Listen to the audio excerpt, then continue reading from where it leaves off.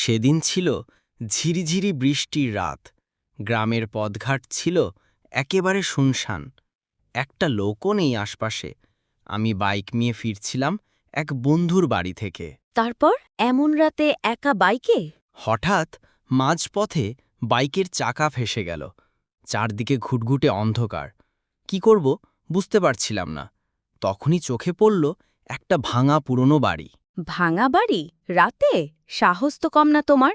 ভাবলাম যদি কোনোভাবে রাতটা সেখানে কাটানো যায়। বাইকটা টেনে টুনে উঠানে নিয়ে গেলাম। কপাটটা ক্যাচ ক্যাচ শব্দ করে খুলে গেল। শুনেই গা ঝমঝম করছে। ভেতরে ঢুকলে? ভেতরে একটা স্যাঁতসেঁতে গন্ধ, দেয়ালে মাকড়সার জাল আর ধুলো জমে আছে। বোঝাই যাচ্ছিল বহুদিন কেউ ঢোকেনি।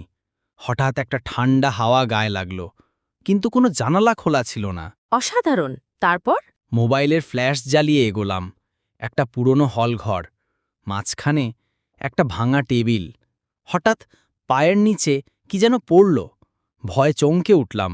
একটা পুরনো পুতুল।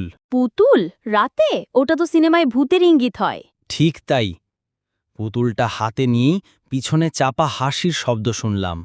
বুকটা ধরফর করতে লাগল। সাহস করে পিছন ফিরলাম। একটা ছায়ামূর্তি দাঁড়িয়ে। তুমি সিরিয়াস? ছায়ামূর্তি? হ্যাঁ, মূর্তিটা ধীরে ধীরে এগিয়ে আসছে। তার চোখ জ্বলজ্বল করছে। আমি জমে গেছি। মোবাইল হাত থেকে পড়ে গেল। অন্ধকারে ডুবে গেল চারপাশ। সেই হাসিটা এবার অনেক জোরে শোনা গেল। তারপর তুমি পালাতে পারলে?